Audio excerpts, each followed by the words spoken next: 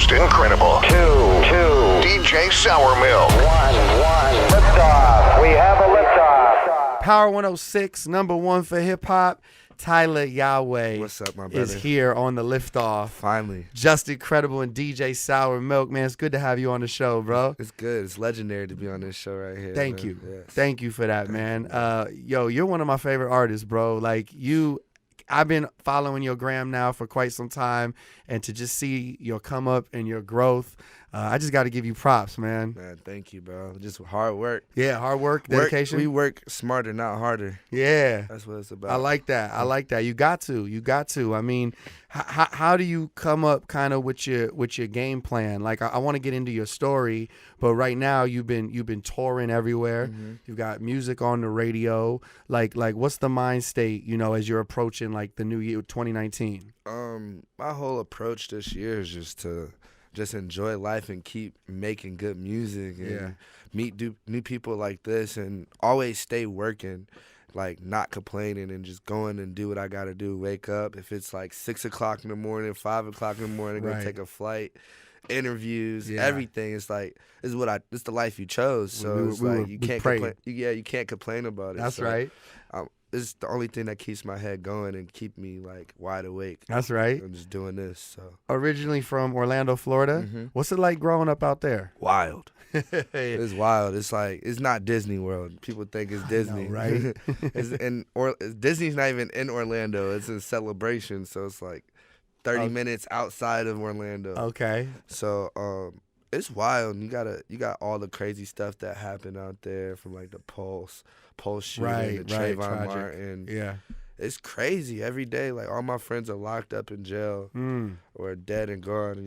So I had to leave all that. So. And when did you kind of make the decision that you wasn't gonna get involved in some of that shit? You was gonna stay locked in on the music shit. I was involved in it, so it was just like, it was about getting away from it and just like letting all that like, I had a lot of karma, like I had to let go. So I had to just move away from it. And all my homies told me, they're like, yo, you got something going with yourself, right?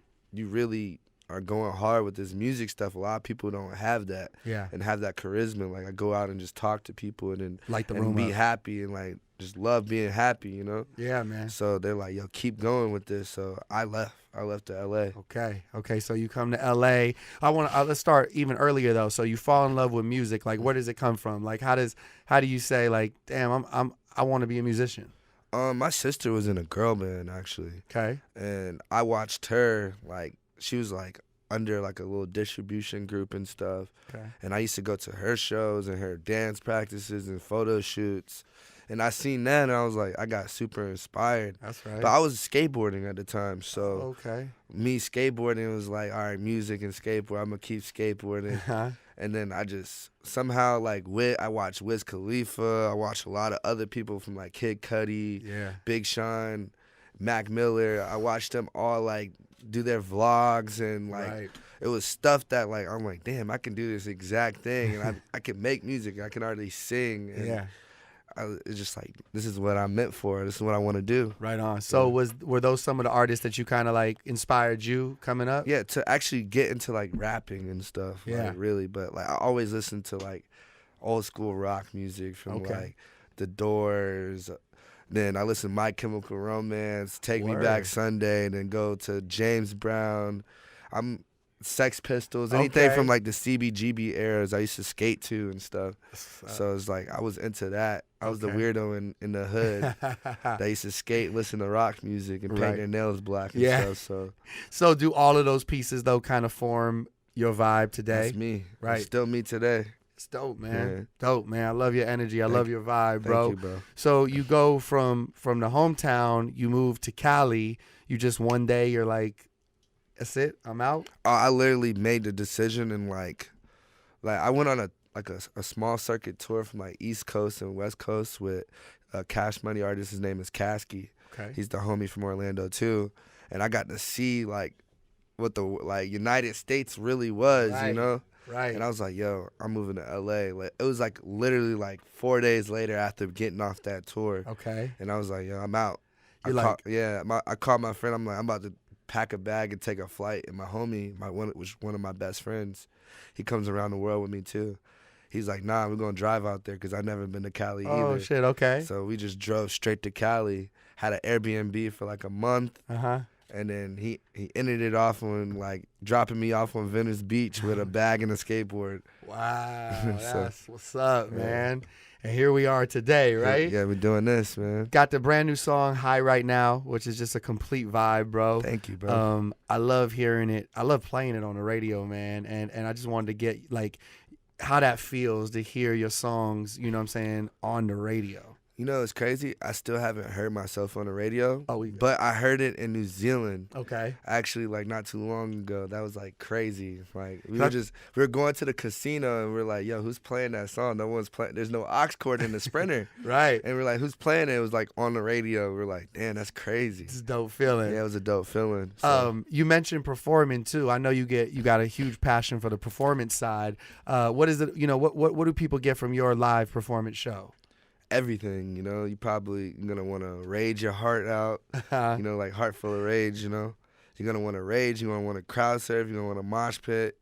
You just want to dance. Yeah. You might want to cry a few times. I got a few sad songs that I perform, you know, get you in your feelings, and it's just be inspired too. At the same time, I make people realize like we all come from something, like not all like.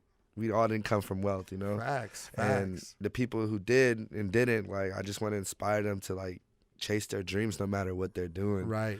And I get so many messages from so many different people, like, yo, hearing your story on stage, because I make sure I put that message out. Okay. And they're like, yo, you made me want to make music. You made me want to go finish going to school or doing this. And the fact that I have that power to do that, man, I got to keep it going. You utilizing your platform, you know, because there's a lot of people out there that can relate to your story. Exactly. That's dope, man. That's dope. Let's talk about the High Right Now video. It's crazy, man. It's a vibe. You got chicks in there. You got snakes in there. Yeah. Like, talk to me about the creative direction of that video and how it comes about. I literally just wanted to I wanted to feel like I was like levitating the whole time because it's like being high right now. Right. And it was like we shot it I wanted it to be weird and like emo and authentic and stuff, like very rock star. So we shot it in a mausoleum. Oh, wow. Yeah, like it was like a 300-year-old mausoleum. Like, wow. Crazy. It's crazy. It was dope though. It was a dope, beautiful vibe. It had the ceilings and it was cool. Yeah. So it was just I wanted to give something like my mind and like creative and how my mind is. It's pretty weird. So do you when you're actually writing your music, do you picture the whole thing? Like, do you picture music videos and the whole nine? High Right Now was just like, it was about a Vegas trip, bro. Okay. It was literally like a 24-hour Vegas trip. I went to Vegas, wasn't supposed to be there. My manager called me, he's like, yo, you got a studio session. I was like, 2 hours. We drove there that day. Okay. And we're already like 2 hours out. So I was like, I'm not turning around. I'm going to Vegas. I'll be back tomorrow. Oh, shit. And so we had a whole crazy Vegas trip. It was my homie's birthday. I wake up in a crazy big-ass suite in Encore. And out of nowhere, like, there's a breakfast, big-ass breakfast and stuff. And then there's a bottle of Henny. Somebody passed it to me. I drank it right away, wake up. Okay. And actually, my manager's calling me, actually, and I'm like, he's like, where you at? And he's looking at my Instagram. I got like 2 girls twerking on me and stuff. I was just like, I was dumb lit.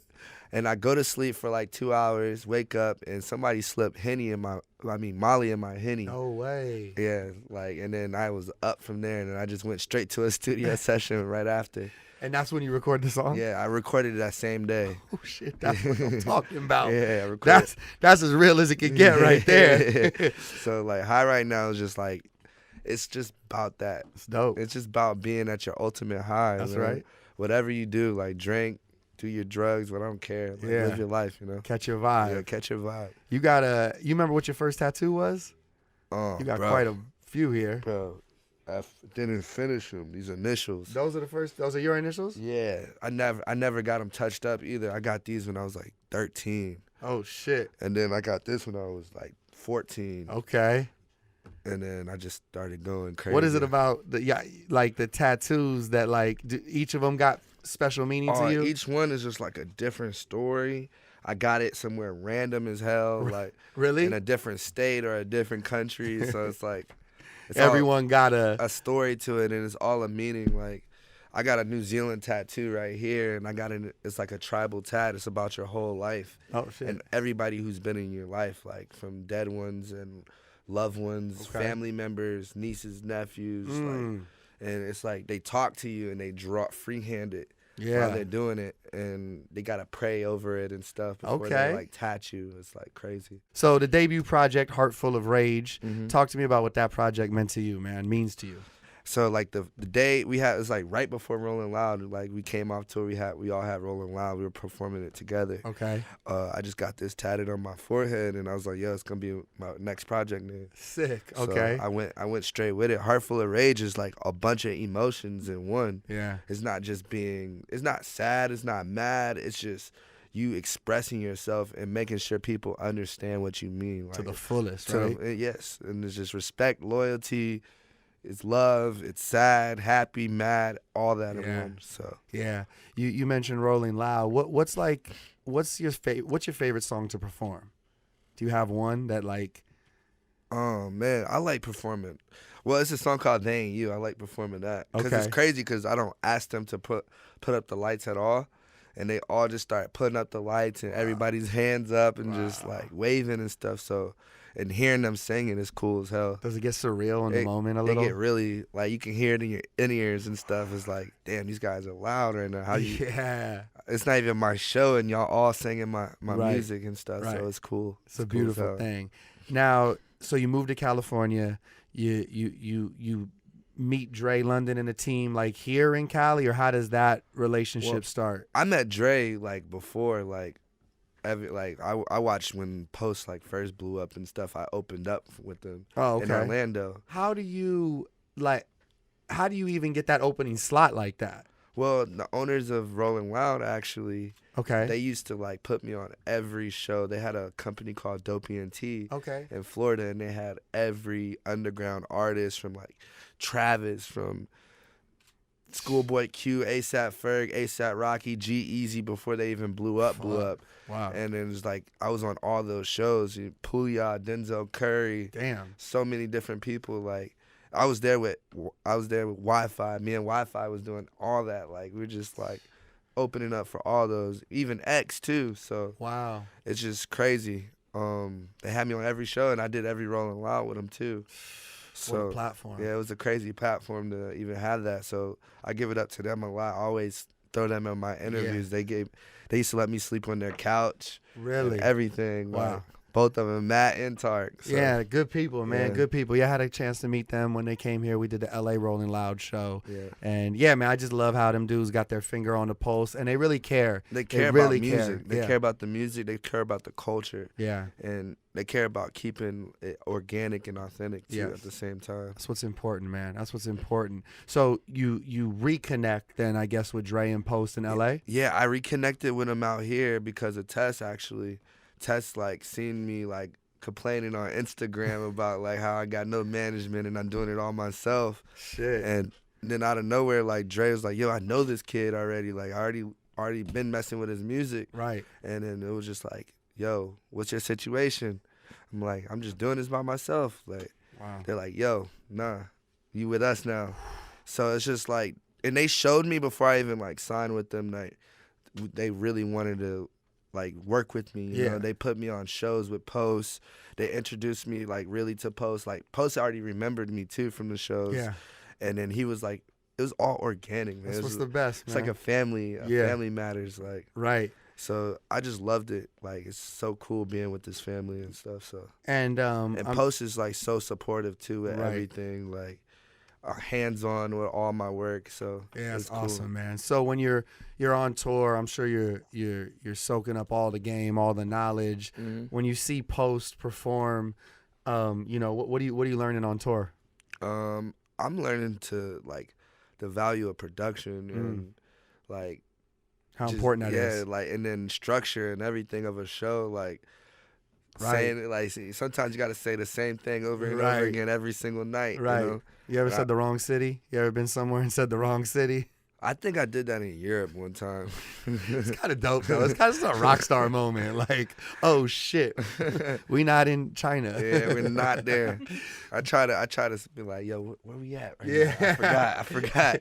But the show production is so important. People think that shit is like easy.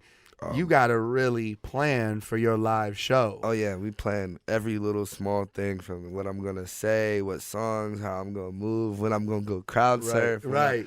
All that is all planned. How much when you get done with your show, are you thinking about the show? Are you thinking about what you could do better on the next one? Oh yeah, I always look at the I try to look at the videos and see what like I need to do, hear the voice, like how am I sounding, right, and all that. Right. I always try to like constructive criticism, especially even have my manager. He's not a yes man at all, so he's gonna tell me when I'm doing something wrong or doing something right. Yeah. So, how important is it? You got a lot of artists listening and watching this right now. How important is it to have those people in your life who are not yes men, who are just not going to tell you what you want to hear? It's very important because that's just gonna steer you down the wrong lane when you have a bunch of people saying yes to you when you're doing something wrong. Right. So you gotta have that when you can't fight with your managers, you know. Like I fight with mine, but we come with a. It's out of passion, though. Yeah, it's out of passion and understanding, and then I'll be like, "Yo, you're actually right.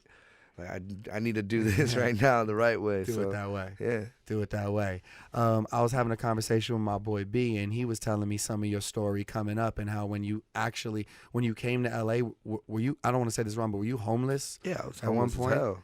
Damn, I was homeless as fuck. So that's crazy. So when you come out here, you really don't even know where you're gonna spend the night. Is that how it works, or? Well, I had an Airbnb for like 3 weeks. And then when it runs out. When it ran out, I didn't know where I was going to go.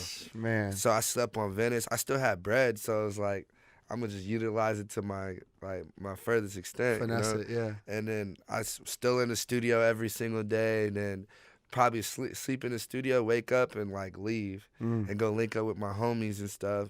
Then sometimes I'll just sleep on Melrose and Fairfax. Wow. I slept in a Holocaust Park on Fairfax and stuff. Then went back to Venice just to sleep on the beach and stuff. Slept in the homies' cars when he was with his ex-girl, and like he was paying for the bills of the crib and she wouldn't let me stay in the crib. Wow. It was crazy, but he'll like let me sleep in his car and then take showers, and we'll just thug it out all day. Yeah. And then do the same thing over and over again.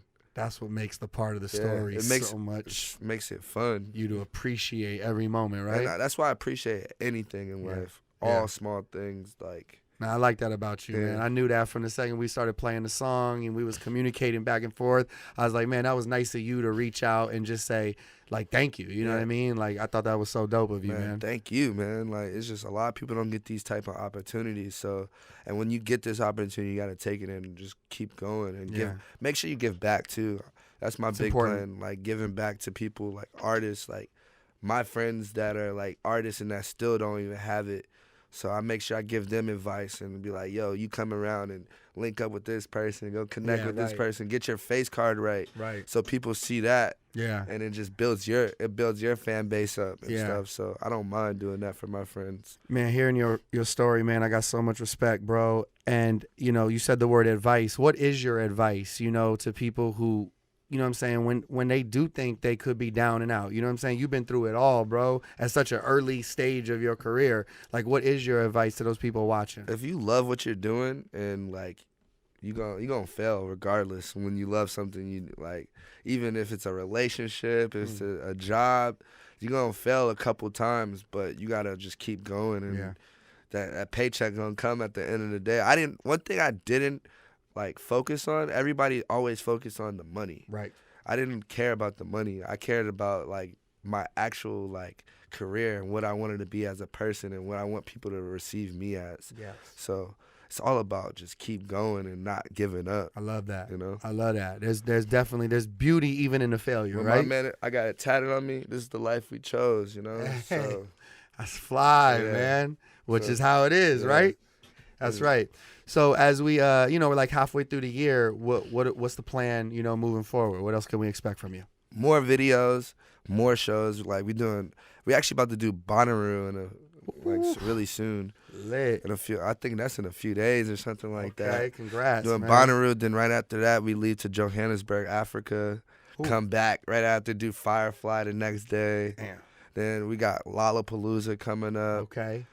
More tours, and I'm definitely about to drop Heart Full of Rage too. Okay, you got the follow-up coming? Yeah, follow Okay. up. I want to keep it going. Yeah. Yeah. Anyone you working with? Any collabs? Any people you got kind of on the list to work with? The homie Tyla Yaweh, we got stuff. Ooh, I can Me hear and that. PNB Rock got more stuff. Okay. G-Eazy, a lot, man. We working with a lot. Me and Smokey Margella and King Combs, we got a dope record together too. That's right. Man, we keep connecting with people and stuff and keep working. A As lot you of people are reaching out, and I just like feeling people's vibes before I just like start working with them right away. Yeah, it's got to be organic, right? You got to like- feel the vibe. Like, yo, they link up, they're like saying, yo, I fuck with your music. I'm not gonna be like, oh, let's get on the record right away, you know? Right. Let's hang out, let's get a drink, let's go, like, Yeah. let's smoke one, you know? Like, Enjoy. yeah, just organically know each other and figure out each other's stories. You know? That's right, bro. It's been great to meet you, man. Thank you so much. Thank you man. for coming up here tonight. Always. As y'all know, you could catch the man on tour. He's all over, everywhere. It's not only the country; it's the world. It's the world. We on a world tour. That's right. Not your girls tour. You dig? That's right. High right now, available everywhere. Support that. You know, of course, keep requesting it up here at Power 106. And bro, man, it's been a pleasure chopping it up with you today. Let's get it. Man. Power 106, and we number one for hip hop. Yeah.